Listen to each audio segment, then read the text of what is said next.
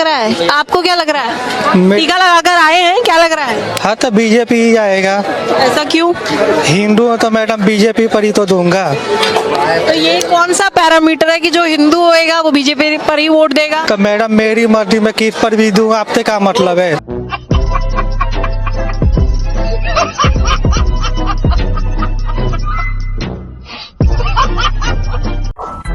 राम राम मेरे प्रिय भाई और बहनों, तो कैसे हैं आप लोग। आज की वीडियो में आप सभी का स्वागत है। फटाफट से वीडियो को लाइक कर दीजिए और कमेंट सेक्शन में जय श्री राम लिखकर अपने अटेंडेंस लगा दीजिए। तो चलिए आज का चलचित्र आरंभ करते हैं।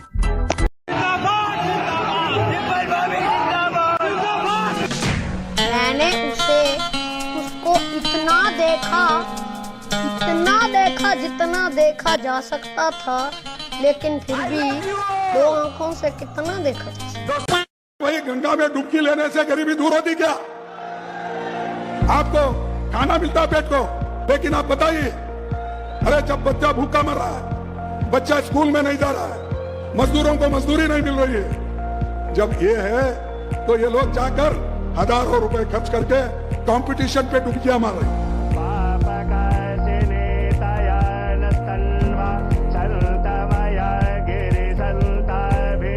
बैठे बैठे कोई मान्य सदस्य टिप्पणी नहीं करे, उचित नहीं है। ये गलत तरीका है आपका। आप प्रोटेक्ट करना चाहते हो उनको इस तरीके से, गलत तरीका। जब ज्यादा बुखार चढ़ जाता है तब लोग कुछ भी बोलते हैं, लेकिन इसके साथ साथ ज्यादा हताशा निराशा फैल जाती है तब भी बहुत कुछ बोलते हैं। तू समझा? हाँ। नहीं, तू समझा नहीं। जैसी शिक्षा मैं अपने बच्चों को देता हूँ, उससे अच्छी शिक्षा दिलाऊंगा मैं आपके बच्चों को। दिल्ली के एक एक बच्चे के लिए शानदार स्कूल बना के देने हैं, यही हमारी सफलता है। तो रुको जरा, सब्र करो। आपके बेटे ने दिल्ली में बिजली मुफ्त कर दी, पंजाब में बिजली मुफ्त कर दी। इस दुनिया में फ्री कुछ भी नहीं। माँ बाप हमें पालते पोसते हैं, बड़ा करते हैं, लेकिन कहीं ना कहीं उनके दिल में एक तमन्ना है कि ये हमारे बुढ़ापे के इंश्योरेंस है। इस दुनिया में फ्री कुछ होता ही नहीं। मुझे लगता है कि इस सरकार में कई बार नाम बड़े और दर्शन छोटे हुआ है, और मैं बहुत आश्वस्त रही हूँ कि एकदम से 10 लाख तक मिल जाएगी। अब इस बजट में आपने उसी मिडिल क्लास के एक छुरा पीठ में मारा, दूसरा छुरा छाती। भाजपा एनडीए की सरकार ने हमेशा मिडिल क्लास को प्राथमिकता दी। I am now happy to announce that there will be no income tax payable up to income of 12 lakh rupees.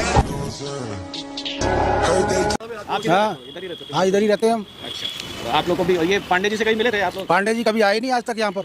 एक बार नल लगाने आए थे यहाँ पर। अच्छा। उसके बाद फिर नहीं आए कभी। नल में से पानी साफ आ रहा है? नल वो भी ले गए। नल भी ले गए।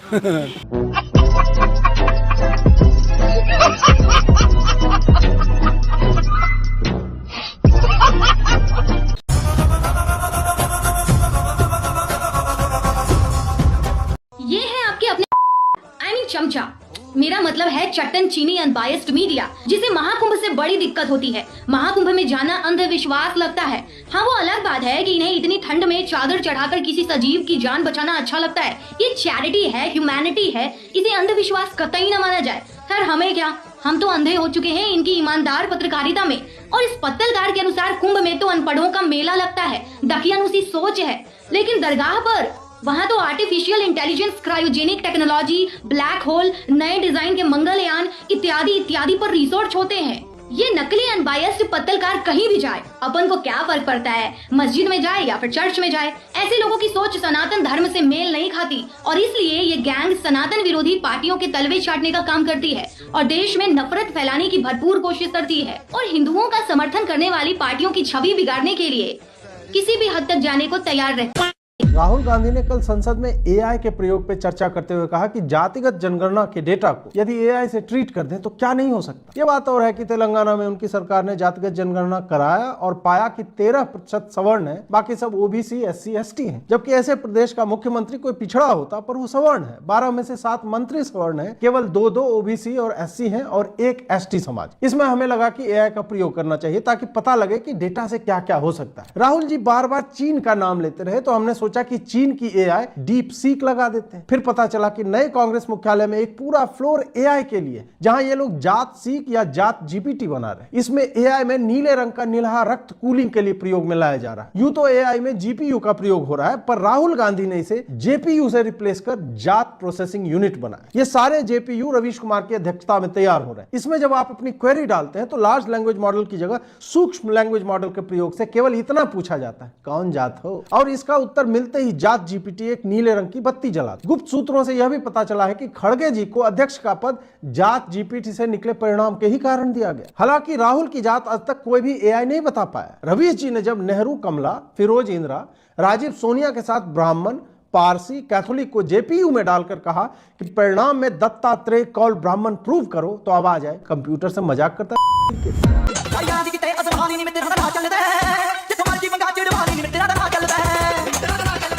वो कह रहे हैं कि कास्ट सेंसस में आर्टिफिशियल इंटेलिजेंस को यूज करके एम्पावरमेंट होना चाहिए, क्योंकि हमारे यहाँ बैकवर्ड क्लासेस ज्यादा हैं। How can we use artificial intelligence on caste upliftment? पहले आर्टिफिशियल इंटेलिजेंस को उपयोग करते हुए कांग्रेस पार्टी को सुधारो, कांग्रेस पार्टी का नेतृत्व को तोड़ो और सक्षम बनाओ। अरे भाई ये क्या कर रहा है, ये तो धोती खोल रहा है यार। इस हिंदुस्तान में 85% मुसलमान वो हिंदुस्तान से ही कन्वर्टेड मुसलमान है, ये ऑन रिकॉर्ड डाटा है हिंदुस्तान का, समझ रहे हो? लेकिन भाई बोल बिल्कुल सत्य बात रहा है, काफी लोगों से हजम नहीं होगी, लेकिन यही सच्चाई है और यही माननी पड़ेगी सभी लोगों को। यही फर्क होता है एक अनएजुकेटेड पर्सन की थिंकिंग में और एक पॉजिटिव थिंकिंग रखने वाले एजुकेटेड पर्सन में। बाकी आप लोगों को क्या लगता है, अपनी राय कॉमेंट बॉक्स में जरूर बताएं। जय श्री राम। अब मेरे को राज्यसभा के लिए नहीं करनी अब। हाँ, अब मेरा एक सपना है, बताइए। नरेंद्र मोदी को विपक्ष में बैठना चाहिए। सीरियसली, आई मीन उस बिना उनको हराए मुझे नहीं लगता कि तपस्या सफल होगी। वो रिटायर हो जाए उसका क्या फायदा? He has to be sitting in the opposition, facing all the insults that we faced in the last 10 years, that our leaders have faced in the last 10 years. That's a very obsessive dream that I have. Personality के हिसाब से कुछ ज्यादा नहीं बोल रहा है। आदरणीय अध्यक्ष जी, मैं विश्वास से कहता हूं हमें और बड़े लक्ष्य पार करने, और हम करके रहेंगे। और माननीय अध्यक्ष जी, ये तो अभी हमारी तीसरी ही टर्म है। दिल्ली की जनता के लिए कांग्रेस पार्टी की गारंटीज। पहला है प्यारी दीदी योजना, जिसके तहत 2,500 रुपए महिलाओं को मुफ्त में देगी कांग्रेस पार्टी। दूसरा है युवा उड़ान योजना, जिसमें 8,500 रुपए महीना मिलेगा, वो भी मुफ्त में। तीसरा मुफ्त बिजली योजना, जिसमें 300 यूनिट फ्री देगी कांग्रेस की सरकार। अभी बदत है भाई, अभी बदत है।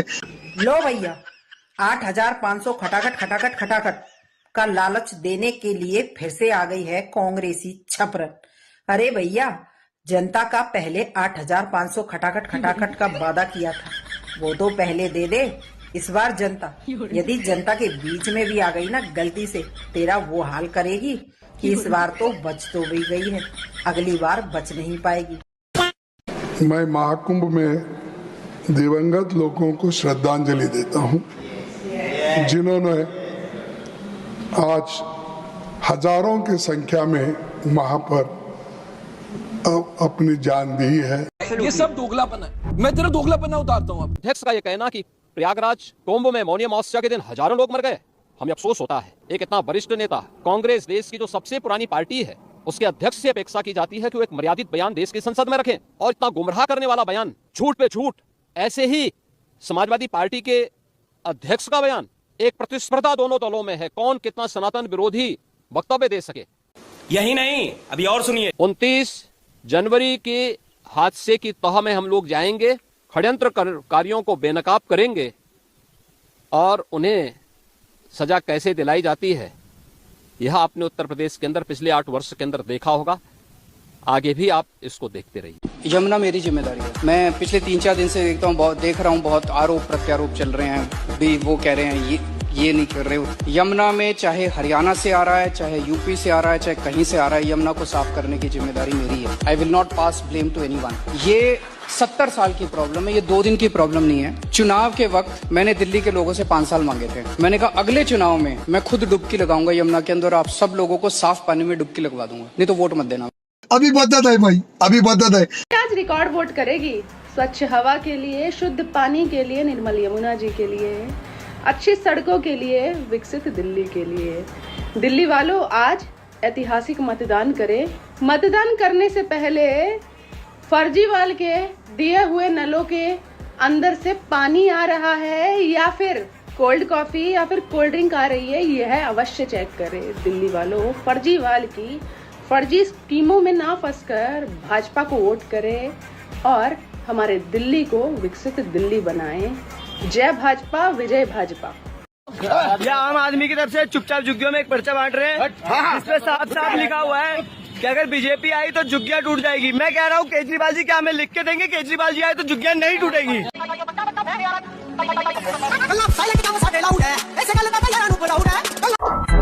यदि आपको ये वीडियो अच्छा लगा हो तो इसे लाइक करें और चैनल पे नए हैं तो फटाफट सब्सक्राइब करें। नीचे कमेंट बॉक्स में जय श्री राम का नारा जरूर लगाएं, क्योंकि जय श्री राम बोलकर ही हमारे वीडियो का अंत करते हैं। जल्दी से जाके कमेंट करें। धन्यवाद, बाय बाय दोस्तों।